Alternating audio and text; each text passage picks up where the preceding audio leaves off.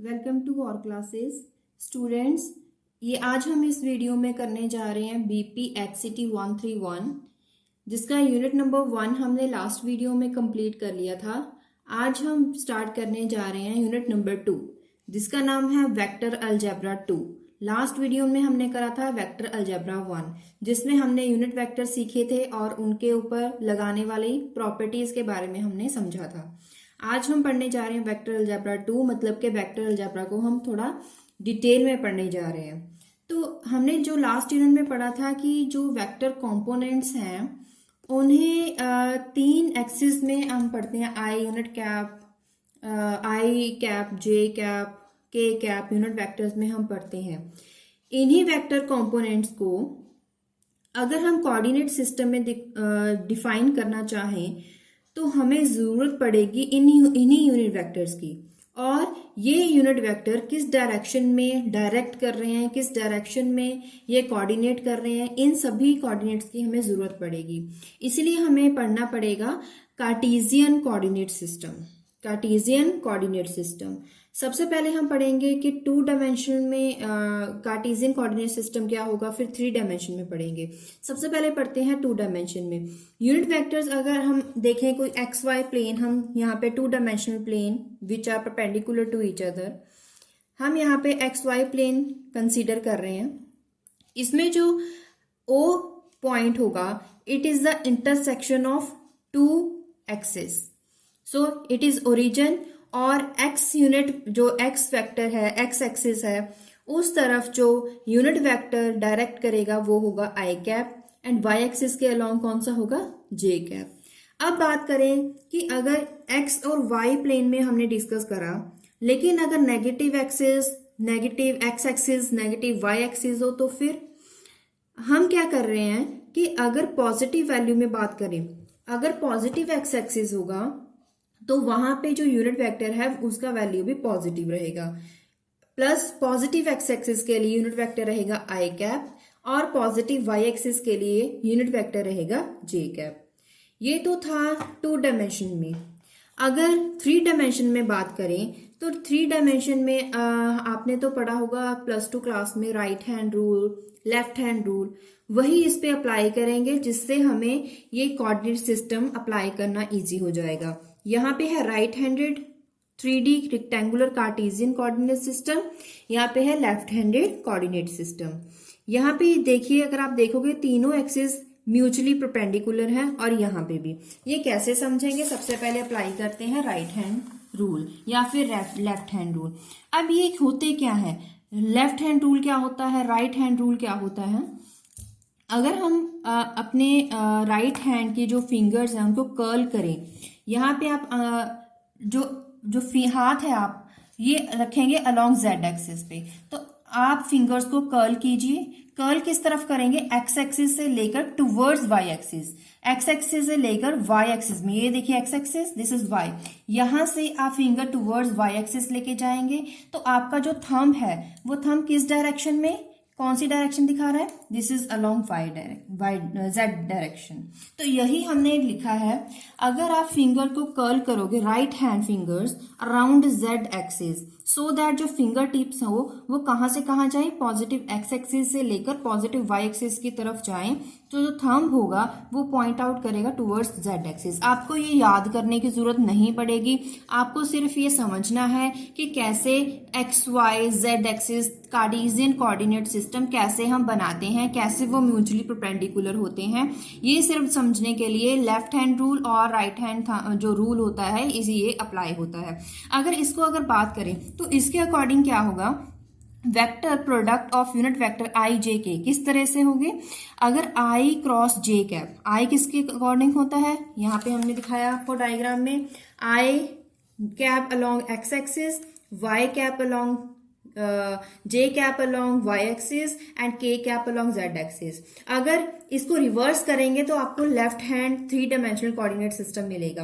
अगर इसको रिवर्स करेंगे तो आपको राइट हैंड मिलेगा, इसको रिवर्स करके बनाएंगे तो आपको ये वाला मिलेगा, जिसमें आई कैप, जे कैप, के कैप तीनों एक्सिस में रिस्पेक्टिवली हम डिनोट करेंगे। और अब बात करेंगे जब वेक्टर प्रोडक्ट की, तो यहाँ पे अगर आई आई कैप अलोंग एक्स एक्सिस, जे कैप अलोंग वाई एक्सिस।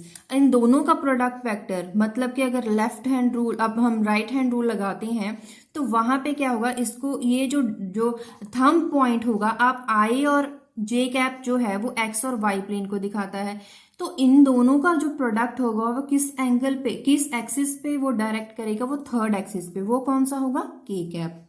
अगर आप y एक्सिस और z एक्सिस को यूज करके आप थंब रूल यूज करना चाहेंगे, थंब रूल आप लगाएंगे, राइट हैंडेड रूल लगाएंगे, तब आपको जो रिजल्ट में मिलेगा वो कौन सा थंब किस एक्सिस पे डायरेक्ट करेगा, वो करेगा आई एक्सिस, एक्स एक्सिस पे, जिसका यूनिट वेक्टर होगा आई cap.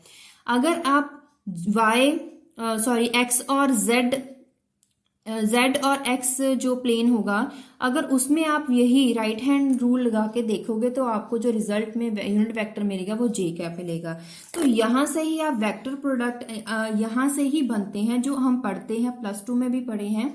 I cross J will give rise to K cap, J cap cross K cap give rise to I cap, और K cap cross I cap give rise to J cap. तो ये result हमें ये rule लगाने से मिलते हैं। अगर राइट हैंड रूल लगा सकते हैं तो लेफ्ट हैंड रूल के अकॉर्डिंग क्या होगा, अगर लेफ्ट हैंड रूल के अकॉर्डिंग भी आपको लेफ्ट हैंड की जो फिंगर्स हैं वो अराउंड जेड एक्सिस वैसे ही करनी होंगी, और जो रोटेशन है अपनी आपकी फिंगर टिप्स वो क्या करोगे आप, एक्स एक्सिस से लेकर वाई एक्सिस की तरफ लेके जाओगे, जो थंब पॉइंट करेगा वो किस डायरेक्शन में करेगा, जेड डायरेक्शन में करेगा। मतलब कि जस्ट डिफरेंस इतना है कि इन दोनों में, ये दोनों ही जो है लेफ्ट हैंड रूल और राइट हैंड रूल, इनमें सिर्फ एक्सिस का रिवर्स होगा। मतलब कि जो हमने राइट हैंड रूल में एक्सिस हमने सपोज करे हैं, अगर उनको रिवर्स कर देंगे तो हम वहां पे, इसका मतलब हम क्या लगा रहे होंगे, वहां पे लेफ्ट हैंड रूल अप्लाई हो सकता है।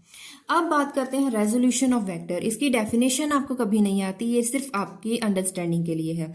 The process of determining the components of vector, कि वो प्रोसेस जिसमें हम वेक्टर, जो वेक्टर्स हैं उनके कंपोनेंट्स को समझते हैं, किसके अलोंग, कोऑर्डिनेट्स के अलोंग। तो इसका मतलब वहां पे हम क्या कर रहे हैं कि वेक्टर्स को हम रिजॉल्व कर रहे हैं अलोंग द कोऑर्डिनेट एक्सिस। इसका मतलब होता है रेजोल्यूशन ऑफ वेक्टर। ये सिर्फ यहाँ पे इसीलिए लिखी गई है ताकि आपको, अगर मैं नेक्स्ट किसी भी टॉपिक में हम बात करेंगे कि वेक्टर को रिजॉल्व किया गया है, तो आपको वहां पे इजी हो जाए ये समझने के लिए कि रिजॉल्व का मतलब क्या है।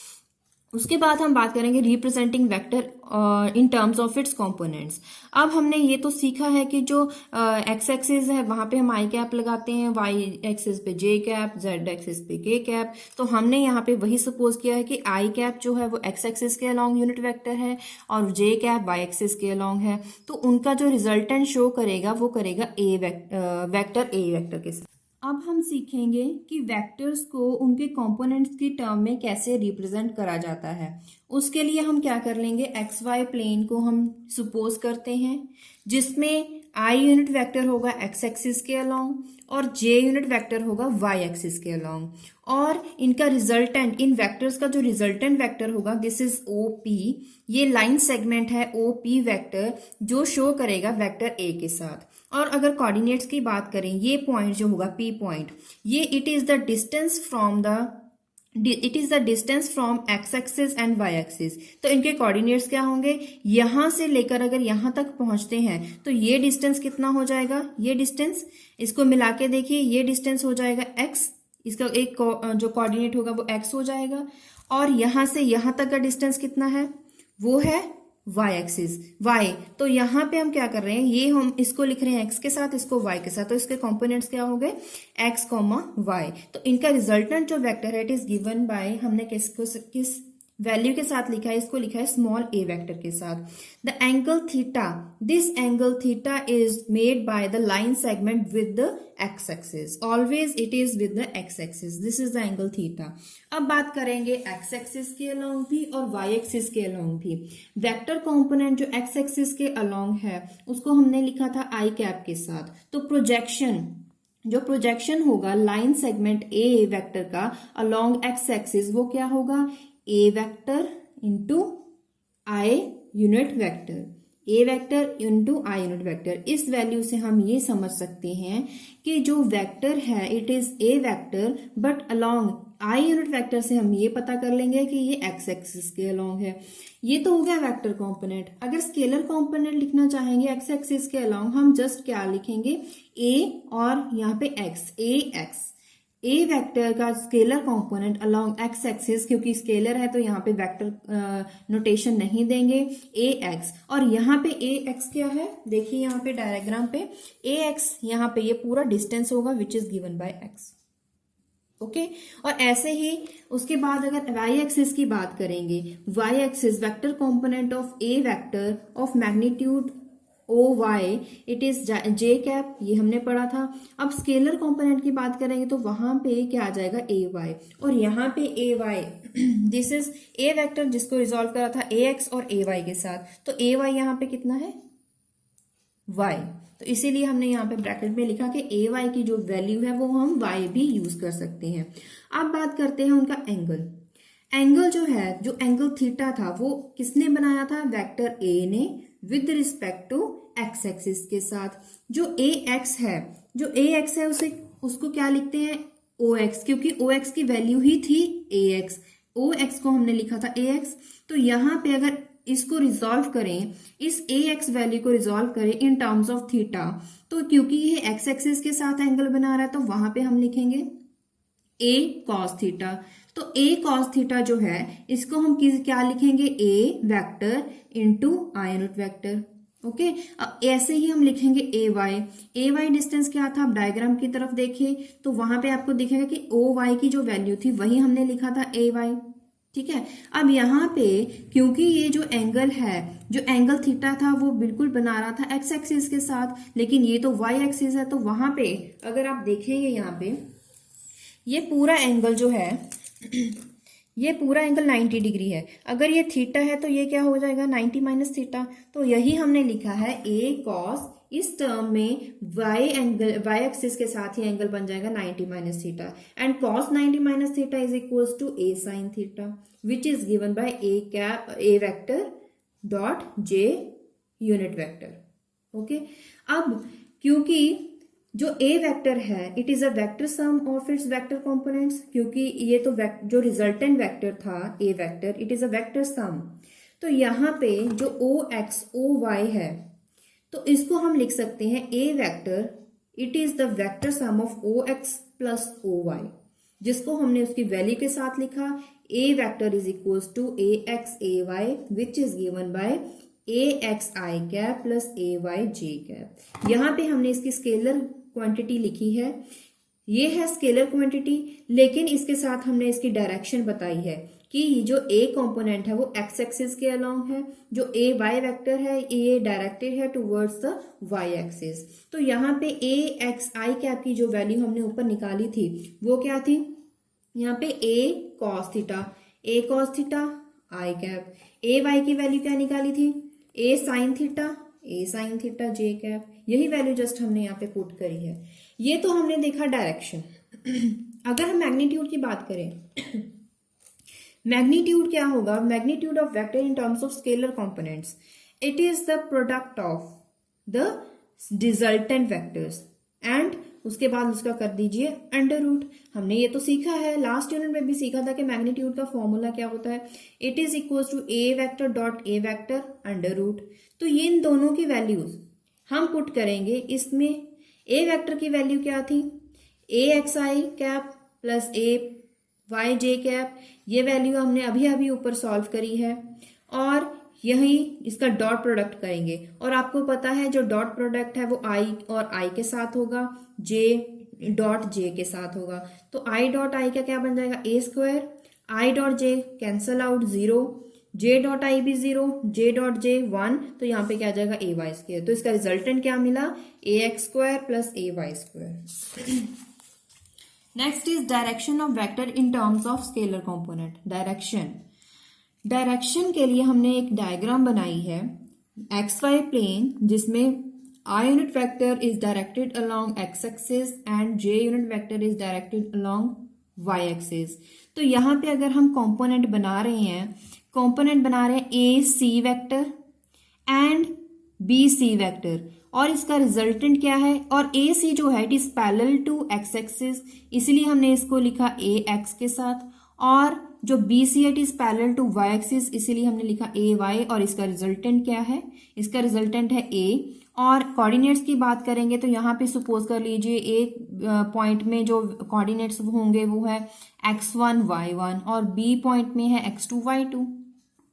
तो यहाँ पे है जो एंगल थीटा, जो डायरेक्शन है वेक्टर, जो ए वेक्टर है इसकी जो डायरेक्शन है it is specified by with this angle, angle is theta, और ये एंगल पॉजिटिव एंगल होगा, मतलब कि हम ये इसको मेजर करेंगे एंटी क्लॉकवाइज, इस डायरेक्शन पे एंटी क्लॉकवाइज, मतलब इसकी अगर डायरेक्शन बताएं तो ये डायरेक्शन इस तरह से होगी, ऐसे, ठीक है। तो यहाँ पे जो थीटा होगा, theta would be tangent inverse value along Y axis divided by value along x axis. Y axis में क्या है, A Y divided by X axis, तो यहाँ पे क्या आ जाएगा, टेंजेंट इनवर्स ए वाई अपॉन ए एक्स। अब वेक्टर एक्स वाई प्लेन में है तो हमें ये पता है कि जो ए और बी के हमने अभी कोऑर्डिनेट जो सपोज करे थे वो थे x1 y1, बी के थे x2 y2। अब वेक्टर कंपोनेंट और स्केलर कंपोनेंट अगर विद रिस्पेक्ट टू थीटा लिखना चाहें तो कैसे लिखेंगे, ये हमें पता है कि स्केलर कंपोनेंट में हम लिखते हैं A vector is equals to A X I cap plus A Y J cap, और यहाँ पे हम फाइंड करें अगर ए एक्स ए वाई, उसके बाद इसमें वैल्यू पुट करेंगे। अगर ए एक्स की वैल्यू देखें तो यहाँ पे ए एक्स क्या होगा, A X it is x2 minus x1, और जो ए वाई होगा इट इज यहां से पॉइंट यहां तक, सपोज कीजिए ये y2 है ये y1 है, 2 पॉइंट्स, तो इसका डिफरेंस क्या हो जाएगा y2 माइनस y1। अब देखिए हमने वही यहाँ पे लिखा ax is equals to x2 minus x1 which is equals to एक वेक्टर आई यूनिट वेक्टर, इसकी वैल्यू हमें पता है a cos थीटा जो हमने लास्ट सेक्शन में फाइंड करी, और इसकी वैल्यू क्या थी, A vector dot J unit vector which is given by A sine theta, क्योंकि यहाँ पे 90 माइनस थीटा था। अब अगर इस ट्रायंगल की बात करें, ट्रायंगल ए सी बी की बात करें, it is right angle triangle, और यहाँ पे अगर पाइथागोरस थ्योरम अप्लाई करके देखें तो यहाँ पे क्या आएगा, hypotenuse square is equals to sum of square of perpendicular plus base, तो वही हमने लिखा। इसमें इसकी वैल्यूज पुट कीजिए, ए बी क्या था, A square, this is A x square, this is A Y square, ये डायग्राम से आपको शो हो जाएगा। और यहां से हम लिख सकते हैं A is equals to A x square plus A Y square, क्योंकि इसका स्क्वायर खत्म करेंगे यहाँ पे अंडर रूट आ जाएगा। अब ए एक्स की वैल्यू क्या थी, x2 माइनस x1, ठीक है, ए वाई की वैल्यू क्या थी, y2 माइनस y1, हमने पुट कर दी। अब टेंजेंट थीटा की बात करेंगे, slope is equals to y axis upon x axis, जिसकी वैल्यू थी a Y upon A x, इसके कोऑर्डिनेट्स वैल्यूज की पुट कर दीजिए y2 minus y1 upon x2 minus x1। मतलब हमने क्या करा, यहाँ पे अगर आप देखिए स्टार्टिंग में हमने करा था theta is equals to tangent inverse A Y upon A x, ये तो हमें पता चल गया। लेकिन अगर हमें कोऑर्डिनेट्स दिए गए हों जैसे x1 y1 x2 y2, तो उस टर्म्स में, उस कंडीशन में हम theta magnitude as well as direction को कैसे डिफाइन करेंगे, कैसे रिजॉल्व करेंगे, यही इस सेक्शन में बताया गया है कि जो डायरेक्शन है, सॉरी जो मैग्नीट्यूड है, मैग्नीट्यूड में फॉर्मूला सेम लगेगा, वही सब कुछ वही किया है जो हमने लास्ट सेक्शन में किया था यहां तक, बस इसके बाद नेक्स्ट एक एक्स्ट्रा स्टेप करा है, वो है x2 minus x1 y2 minus y1, मतलब कि यहाँ पे कोऑर्डिनेट्स पुट करे हैं। इसमें भी यहां तक हमने लास्ट सेक्शन में जो किया था वही किया है, लेकिन एक स्टेप एक्स्ट्रा है, ए वाई की वैल्यू ए एक्स की वैल्यू यहाँ पे हमने पुट करी है। तो ये बहुत ईजी था। उसके बाद हम बात करेंगे 3 डायमेंशन में, तो यहाँ पे एक और एक्सिस ऐड हो जाएगा, दैट इज जेड एक्सिस, बाकी सब सेम रहेगा, बस एक एक्सिस की जो वैल्यू है वो ऐड होती जाएगी। तो अगर आई कैप की बात करें, it is along x axis, j is along Y axis, k is along Z axis, ये तो हमें पता है। अब हमें यूनिट वेक्टर की बात करें, ए X I cap, vector component A Y J cap, A Z के कैप, ये हमें पता है।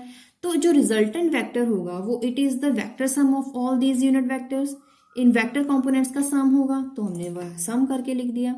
क्योंकि ये तीनों जो एक्सिस होते हैं एक्स वाई जेड एक्सिस, ये म्यूचुअली परपेंडिकुलर होते हैं, तो इसका मतलब क्या होगा, जो आई कैप, क्योंकि अगर हम बना के देखें यहाँ पे दिस इज रिजल्टेंट वेक्टर, और यहाँ पे x axis, Y axis, z axis.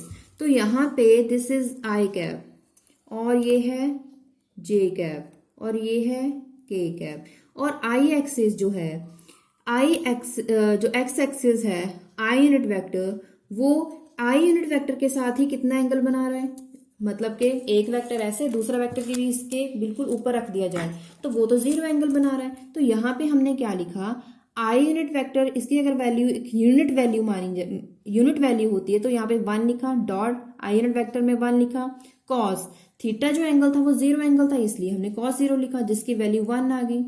अब बात करते हैं जे डॉट आई। जे डॉट आई यहाँ पे है, दिस इज जे वेक्टर, यहाँ पे आई, ये जो एंगल है ये हमें पता है कि इसमें एंगल कितना होता है, दिस इज 90 डिग्री, मतलब यहाँ पे हम लिखेंगे cos 90 डिग्री, cos 90 इज 0, तो यहाँ पे वैल्यू 0 आ गई। अब बात करेंगे k dot I, this is k vector, this is i vector, इसमें भी कितना एंगल है 90 डिग्री। अब ये भी 90 डिग्री है तो यहाँ पे cos वैल्यू 90 लिखेंगे विच इज इक्वल टू 0। यहां से हमें ये पता चला कि जो डॉट प्रोडक्ट है i dot i it is equal to 1, j dot i 0, k dot i 0 होते हैं, मतलब dot product same unit vector में 1 होते हैं, आई डॉट आई और जे डॉट जे और के डॉट के, यही हमेशा 1 होते हैं। बाकी अगर इसको सेम के बजाय अलग अलग लिखेंगे, आई डॉट जे डॉट के डॉट आई, वो हमेशा 0 होते हैं। लेकिन अगर बात करेंगे जो क्रॉस प्रोडक्ट है वो अभी हमने सीखा था वो लास्ट सेक्शन में, उसमें थोड़ा चेंज होता है वैल्यू, उसमें I dot J is equal to K dot I is equal to J dot K is equal to I का यूनिट वेक्टर, मतलब ये वैल्यूज आप याद रखेंगे और +2 में ये हमें अच्छे से सिखाया भी जाता है। लेकिन वहां पे हमें ये नहीं बताया गया था कि वैल्यू कैसे आई थी, ये हमने यहाँ पे सीखा कि इनकी वैल्यू ये क्यों आती है। ए डॉट आई, यहाँ पे हम अगर करके देखें A vector dot I unit vector, A vector की वैल्यू क्या थी, ये वैल्यू, ए वेक्टर में आप ये वैल्यू पुट करें डॉट आई यूनिट वेक्टर, आपको पता चल गया कि यहाँ पे हमें डॉट प्रोडक्ट करना है तो सभी का डॉट प्रोडक्ट करें, I dot I 1 A x, ये भी 0 ये भी 0, ऐसे ही जे यूनिट वेक्टर के साथ करेंगे तो आई डॉट जे 0, जे डॉट जे 1 है तो यहाँ पे ए वाई बच गया, बाकी ये भी 0 हो गया। ए वेक्टर को के वेक्टर के साथ करोगे तो यहाँ पे के डॉट के वाली टर्म बचेगी, बाकी सारी 0 हो जाएंगी। तो इसका मतलब अगर मैग्नीट्यूड अगर आप फाइंड करोगे, मैग्नीट्यूड क्या होगा, vectors it is the a x square plus A Y square plus A Z square under root. अगर आप इसको रिजल्ट के साथ देखोगे, ये तो पूरी डेरिवेशन थी, लेकिन आप अगर सिर्फ और सिर्फ रिजल्ट को ऑब्जर्व करोगे तो आपको ये पता चलेगा कि जहां पे हमने 2 डायमेंशन में करा था उसमें ए एक्स स्क्वायर प्लस ए वाई स्क्वायर ही था, अगर 3rd डायमेंशन भी आ जाएगा जस्ट उसमें एक एक्सिस और ऐड करना है, that is a Z square. अब देखते हैं क्या डायरेक्शन में भी सेम है या फिर नहीं।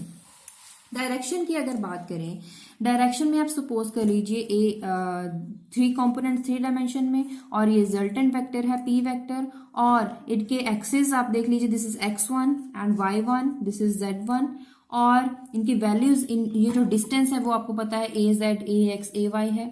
और यहाँ पे अगर हम बात करें एंगल्स की बात करें, सपोज कर लीजिए कि यहाँ पे जो एंगल है थीटा की बजाय अब हम एंगल देख रहे हैं, जो एंगल है विद रिस्पेक्ट टू आई, मतलब कि एक्स एक्सिस के विद रिस्पेक्ट जो एंगल बन रहा है दैट इज अल्फा एंगल, किसके साथ, दिस रिजल्टेंट वेक्टर के साथ, और जे यूनिट वेक्टर के साथ जो ए वेक्टर के साथ जो एंगल बन रहा है दिस इज बीटा एंगल, और जेड एक्सिस के साथ जेड एक्सिस और ए वेक्टर के साथ जो एंगल बनेगा वो होगा गैमा, हम ये सपोज कर लेते हैं। तो इसमें जो वेक्टर्स होंगे वो होंगे इन एक्स डायरेक्शन में कॉस अल्फा, क्योंकि हम ये देख रहे हैं with respect to x axis cos alpha cos beta, y axis के अलॉन्ग जेड एक्सिस के अलॉन्ग होंगे cos gamma, cos alpha cos gamma cos beta cos gamma. तो इन सभी जो ये कॉस वैल्यूज हैं इनको हम डायरेक्शन को साइंस भी बोलते हैं, ये आप मैथमेटिक्स में भी आपने पढ़ा होगा। अब एंगल्स की बात करें, एंगल जो अभी हमने अल्फा बीटा गामा देखे तो उसको कैसे लिखेंगे, अल्फा वेक्टर जो है this is the angle made by A vector with respect to x axis. आप देख सकते हैं डायग्राम में, alpha is the angle made between a resultant a vector with respect to x axis, that is i unit vector. इसलिए हम alpha value लिखेंगे, क्या लिखेंगे इसके coordinates, a vector i unit vector.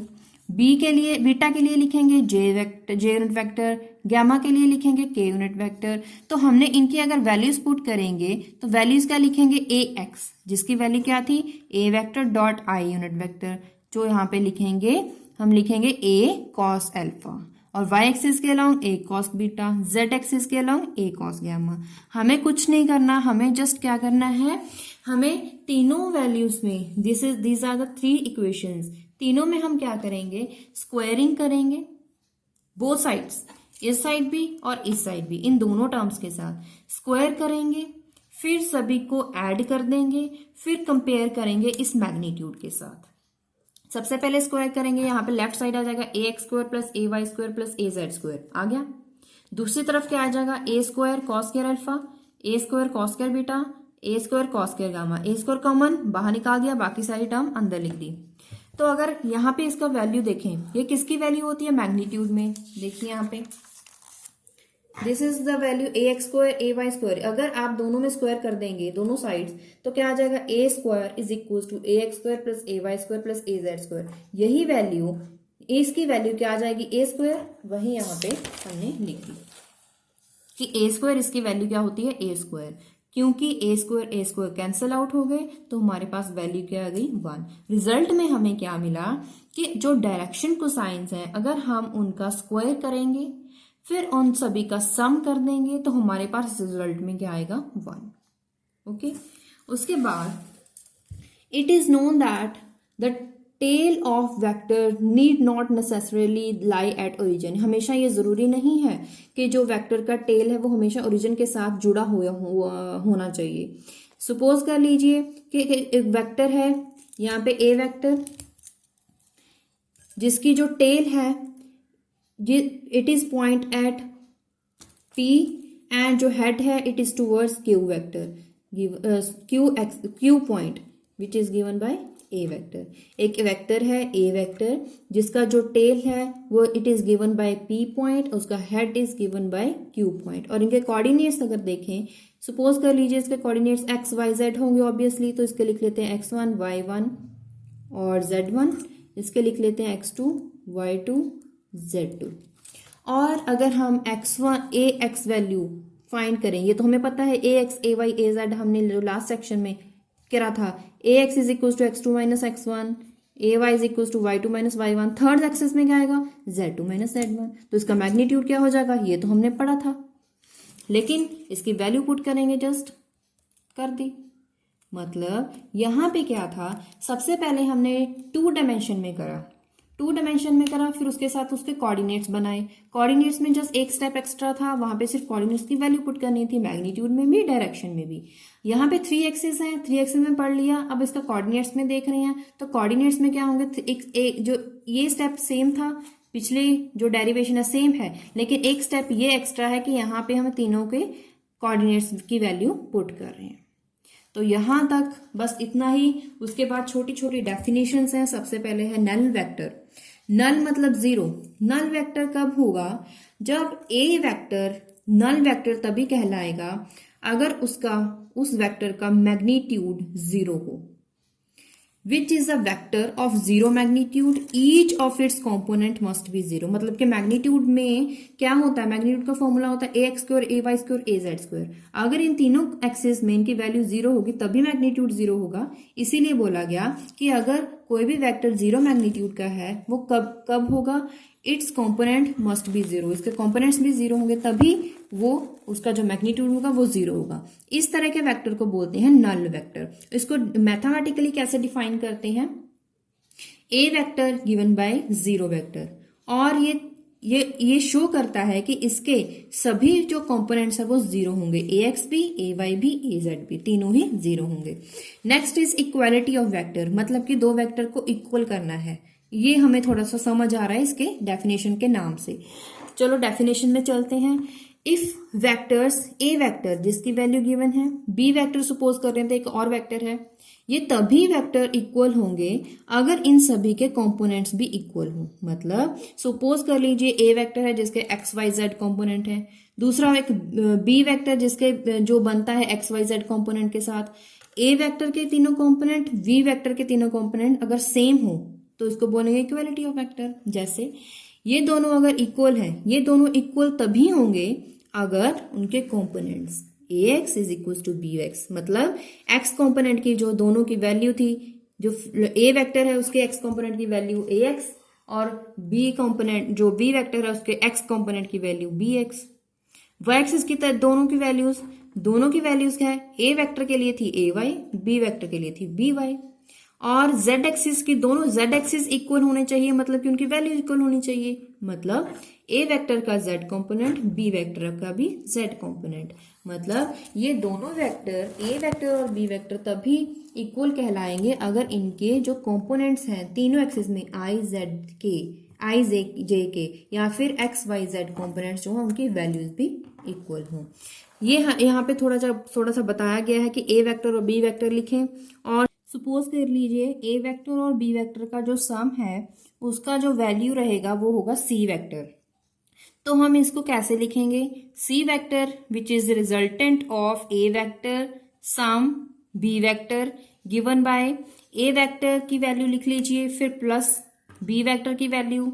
तो हम कैसे करेंगे, जो सम होगा वो आई यूनिट वेक्टर का आई यूनिट वेक्टर के साथ ही होगा, जे यूनिट वेक्टर का जे यूनिट वेक्टर के साथ ही होगा, के यूनिट वेक्टर का के यूनिट वेक्टर के साथ ही होगा। इसका मतलब हमें क्या करना है, आई यूनिट वेक्टर के जितने कंपोनेंट्स हैं उनको कॉमन लिखिए, फिर जे कंपोनेंट्स फिर के कंपोनेंट्स। ऐसे ही अगर उनका सब्सट्रैक्शन करना हो तो सब्सट्रैक्शन कैसे करेंगे, सपोज कर लीजिए ए वेक्टर माइनस बी वेक्टर का जो रिजल्ट होगा सपोज कर लीजिए वो है डी वेक्टर, उसमें भी हम ऐसे ही I unit vector, J unit vector and K unit vector हम कॉमन लिखेंगे, जिसमें इनकी वैल्यू आ जाएगी A X minus B X I unit vector, A Y minus B Y J unit vector, A Z minus B Z into K unit vector.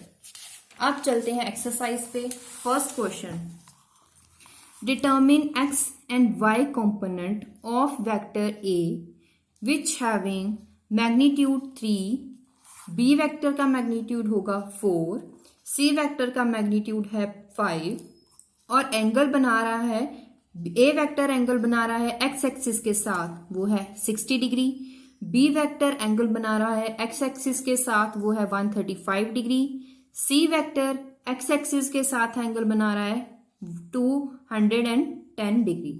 अब हमें जो given है सबसे पहले वो लिख लेते हैं, मैग्नीट्यूड गिवन है, थीटा वैल्यू गिवन है, तो हमें इनके कंपोनेंट्स निकालने हैं अलोंग एक्स एक्सिस भी, एक्स कंपोनेंट भी, वाई कंपोनेंट भी। हम सबसे पहले ए वेक्टर के दोनों कंपोनेंट्स निकालेंगे, फिर बी वेक्टर के, फिर सी वेक्टर के, यही हमारा आंसर हो जाएगा। सबसे पहले ए वेक्टर के देखेंगे, ए एक्स और ए वाई वैल्यू निकालेंगे। ए एक्स की वैल्यू क्या होगी, एक्स एक्सिस के अलोंग कॉस थीटा, ए कॉस थीटा, ए वैल्यू का मैग्नीट्यूड ए है यहाँ पे magnitude, theta is the angle made bye X axis. A vector का जो मैग्नीट्यूड है दिस इज 3 कॉस, इसके लिए एंगल क्या है 60, तो 60 डाल दीजिए, कॉस 60 1/2, आंसर इज 3/2। ऐसे ही A Y, A sine theta, sine 60 is equal to √3/2 which is given by 3√3/2। अब बात करते हैं बी वेक्टर की, B X is equal to B cos theta, इसका मैग्नीट्यूड गिवन है 4 एंड थीटा यहाँ पे है 135 डिग्री, तो 135 degree is equal to pi minus 45 degree, cos pi minus theta is equal to minus cos theta which is given by -1/√2, it is comes out to be -4/√2, और जो root value है वो denominator में, इसलिए हम इसका rationalise करेंगे, यहाँ पे आ जाएगा डिनोमिनेटर में 2 which is cancel out by 4 and answer is -2√2।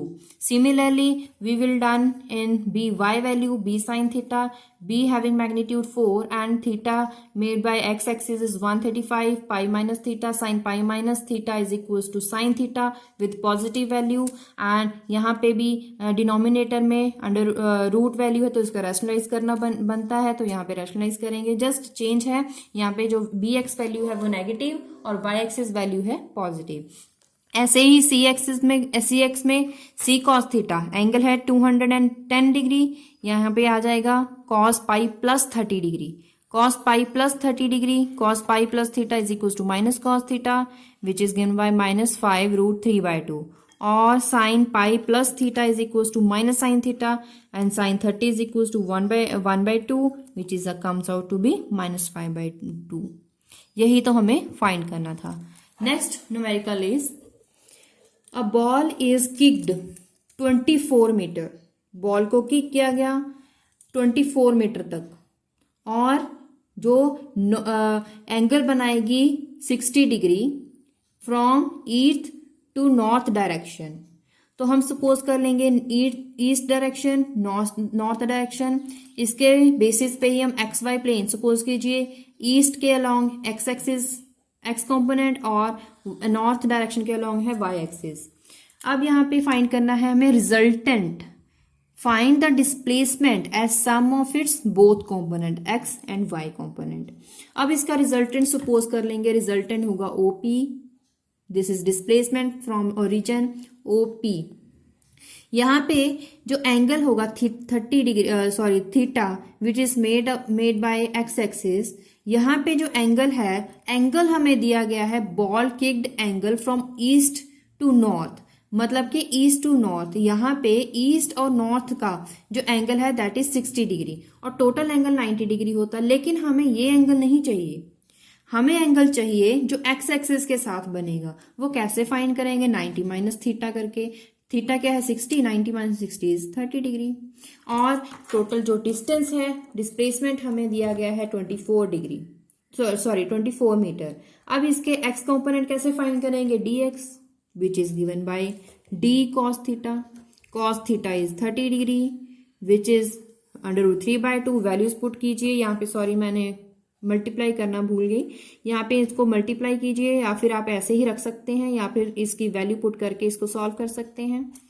dy is equal to d sine theta 24 sine theta 1/2 12 metre. लेकिन क्वेश्चन में था find displacement as the sum. जैसे हमने लास्ट यूनिट में सिर्फ डी एक्स और वाई कंपोनेंट निकाले थे, वही हमारा आंसर था, लेकिन क्वेश्चन में सम पूछा गया है। जस्ट आपको इन दोनों को सम करके दिखाना है। 21 मीटर एक्स एक कॉम्पोनेंट है, तो यहाँ पे आई यूनिट वेक्टर लिखना मत भूलिए। यहाँ पे 12 वैल्यू जो है वो जे वाई कॉम्पोनेंट के लिए है, वाई एक्सिस के लिए, तो यहाँ पे जे यूनिट वेक्टर लिखना जरूरी होगा।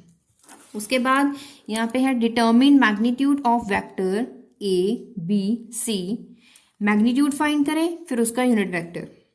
सबसे पहले मैग्नीट्यूड फाइंड करने के लिए सबसे पहले तो हमें वेक्टर की वैल्यू चाहिए, गिवन में लिख दी। मैग्नीट्यूड का फॉर्मूला क्या होता है? ax square a Y square a Z square, this is ax square, this is A Y square, this is a Z square. 3 - 2 1 under root, square कीजिए, अंडर रूट कीजिए, value solve करिए। उसके बाद b के लिए b, c के लिए b। Unit vector कैसे फाइंड करते हैं? यूनिट वेक्टर का फॉर्मूला हमने फर्स्ट यूनिट में पढ़ा। Unit vector is given by the ratio of vector to its magnitude. Magnitude find करा, वेक्टर को ऊपर लिखिए, नीचे लिखिए magnitude. Just this is the answer for b vector and for c vector. आपको इसकी वैल्यू मिल जाएगी, क्योंकि हमें दोनों चीजें निकालनी थी, magnitude as well as unit vector of A vector, b vector and c vector respectively.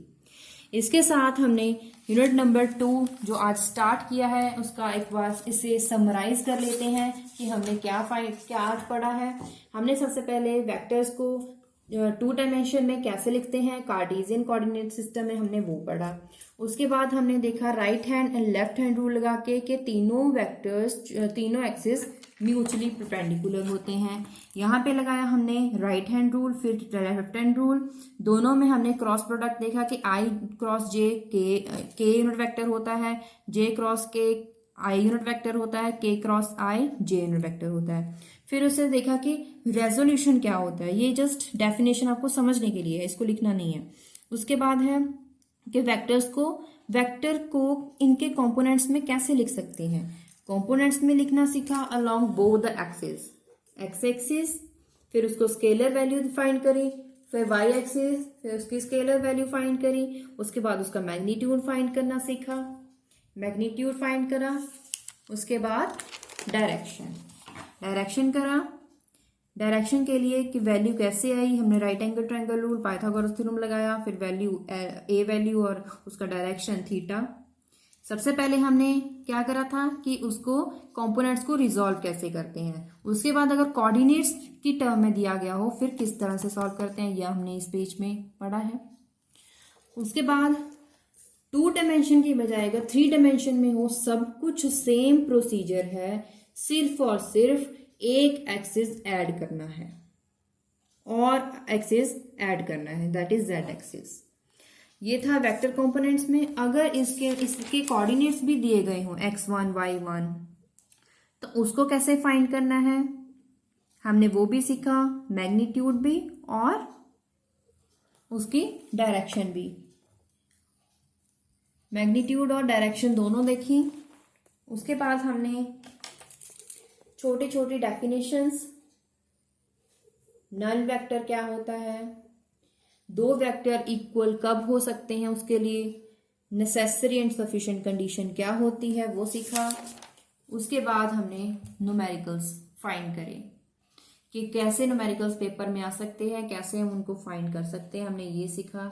अगर आपके लिए वीडियो हेल्पफुल है तो इस वीडियो को लाइक जरूर करें, और अगर इस वीडियो में कोई भी डाउट है तो कमेंट बॉक्स में जरूर पूछें। इसके अलावा हमारे लिए कोई भी सजेशन अगर आप दे सकते हैं वो भी जरूर, यू आर मोस्ट वेलकम। और अगर आप इस वीडियो पे, इस चैनल पे फर्स्ट टाइम विजिट कर रहे हैं, ये वीडियो फर्स्ट टाइम देख रहे हैं, तो इस चैनल को सब्सक्राइब करना मत भूलिए। इससे हमें मोटिवेशन मिलती रहती है, जिससे हमें और वीडियो बनाने के लिए मोटिवेशन मिलती है, एनकरेजमेंट मिलती है। और देखते रहिए हमारा चैनल। Thank you.